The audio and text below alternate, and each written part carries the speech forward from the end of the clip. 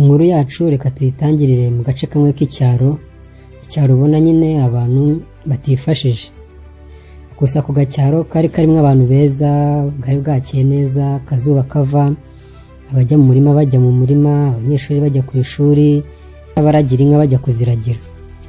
Muri ako gacyaro harimo umukobwa mwiza bakundaga kwita Alisa. Yari umukobwa ugira ikinyabupfura, yubaha buri wese, mbese muri make yakundwaga na buri wese. Umunsi umwe yarimo ajya kuvoma nk'uko bwari bwakeye bisanzwe, ageze ku iriba ahasanga umuhungu mwiza cyane. Amukubise amaso umukobwa aratungurwa, kuko uwo muhungu nibwo bwa mbere yari amubonye. N'umuhungu nawe nibwo yari akibona uwo mukobwa. Gusa nyine umukobwa yabonye uwo muhungu, abona ni bogare, abona yambaye neza, mbese abona ko atari umuntu adasanzwe muri karitsiye nk'abaho ngaho nyine. Alisa yarakomeje agera ku mugezi aravoma. Ubwo uwo muhungu aramubaje ati se wa mukobwa we witwa nde? Ko ari ubwa mbere nkubonye muri izi karitsiye. Umukobwa aramusubiza ati njye banyita Alisa. Alisa nawe aramubaza ati se wowe witwa nde? Banyita Janvier. Bose bamaze kwibwirana baravoma barataha. Uko iminsi ikomeza iza bakomeza kugenda bahura bakaganira bisanzwe, baramenyana. Umunsi umwe batangira guhanana nimero, bakajya baganira mu rugo, umva ko nyine bari barabaye inshuti, mbese nyine baramenyanye nk'abavandimwe. Muri uko guhora bavugana babonana, Janvier yatangiye kwiyumvamo Alisa. Umunsi umwe aramuhamagara aramubwira ati Alisa ndashaka ko tubonana tukaganira. Barabonanye, byari mu kagoroba, barabonana bicara munsi y'igiti cy'umuvumu cyari kiri aho hafi mu gakaritsiye, baraganira. Nuko Janvier amubwira ati rero icyo naguhamagariye najya nkubwira yuko umutima wanjye wakwishimiye, numva ko wambera umukunzi. Alisa nawe mu byishimo byinshi, nawe ntabwo yaciye ku ruhande bimwe by'abakobwa ngo nzagusubiza, ngo reka nzabitekerezaho. Nawe se amubwira ati nanjye narakwishimiye, nabonye uwo muhungu mwiza w'imico myiza, nanjye reka dukundane. Umva bahise bahoberana, umva barishima, bahera ku kanya baranasomana. Umva ngo barahoberanye bamaze nk'iminota nk'icumi yose bagihoberanye. Umva ko bose bari bishimye, ko bose nyine babaye abashuti, umwe abaye girlfriend undi akaba boyfriend. Bakomeje kuganira. Urabizi ibyo mu cyaro rero ntibitinda kwira, bwarije barasezeranaho barataha, bumvikana yuko ejo bazongera bagahura bakaganira nk'uko byari bisanzwe. Bwarakeye barongera barahura nk'uko bisanzwe. Umva abantu nyine bakundana, guhora nabyo ni ibintu bisanzwe. Uwo munsi bakomeje baganira, batangira kuganira no kuri ejo habo hazaza.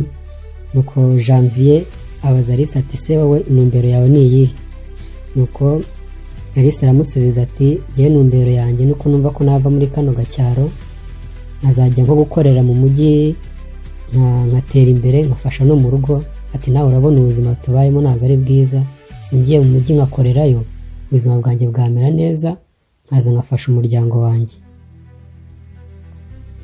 Nuko Alisa nawe yaramubaza ati se sheri wanjye wowe niye ntumbero ufite? Nuko Janvier aramusubiza ati njye ntumbero yanjye numva nifuza kuzaba umuhinzi mworozi, nkanagira umuryango, nkagira abana, nkagira n'umugore mwiza, kandi umugore nifuza yaba ari nkawe. Nuko Alisa nawe mu byishimo byinshi nawe aramubwira ati nanjye rwose wambera papa w'abana, ntabwo nabyanga. Bose barahoberana, umva ko nyine bose bari mu rukundo, umva ko bari bameze neza. Bwatinze barongeye barataha, isigaye ko ari kuvuganira kuri telefone bisanzwe, waramutse ute. Iminsi nakomeze kwicuma. Umunsi umwe Alisa yarabyutse mu gitondo gutya kiri mu buriri, yumva telefone iramuhamagaye uncle we wabaga mu mujyi. Aramubwira ati ko nakuboneye akazi ko gukora muri restaurant, ejo waza ukagakora. Numva Alisa nk'umuntu ufite intego yo kuvuga ngo nzajya gukorera mu mujyi, yarishimye cyane. Aramubwira turakoze cyane rwose. ubwo nawe yahise ahamagara sheri bambwira ati sheri ngo ndagukeneye ku mugoroba tuze kubonana. Amasaha nimugoroba yarageze barabonana nk'uko bisanzwe, bahura muri cya giti cy'umuvumu. Umva Janvier yaje afite amashyushyu, siyabonye ko yashoje kumubera ambwira ati ngaho mbwira ikintu mpamagariye. Alice araseka cyane ati ariko sheri mushobora kuba ugira amatsiko. Janvier ati mbwira ahubwo cyane narapfa. Arambwira ati sheri wanjye ntabwo natuma upfa kandi ariwe nikundira wenyine.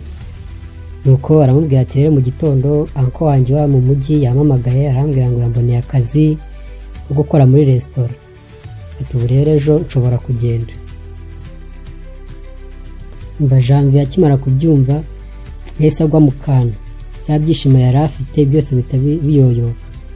Arambwira ati ko kugiye kunsiga?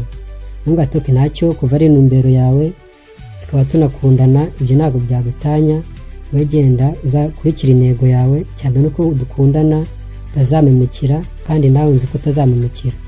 Ubu tuzajya tuvugana tuvugira kuri telefone nta kibazo. Alice nawe aramubwira ati sheri ngo tuzajya tuvugana mubwire uko bimeze, mubwire amakuru yo mu mujyi. Bwatinze baratashye, gusa Alice ataha ku mutima we nyine yumva atameze neza ko agiye gusiga umukunzi we. Kandi gusa Alice ntabwo yari azi ko iryo joro aribwo ubuzima bwabo bombi bwari bugiye guhinduka hagati yabo, mu buzima bwabo ndetse n'urukundo rwabo. Episode ya mbere naho ngaho igarukiye.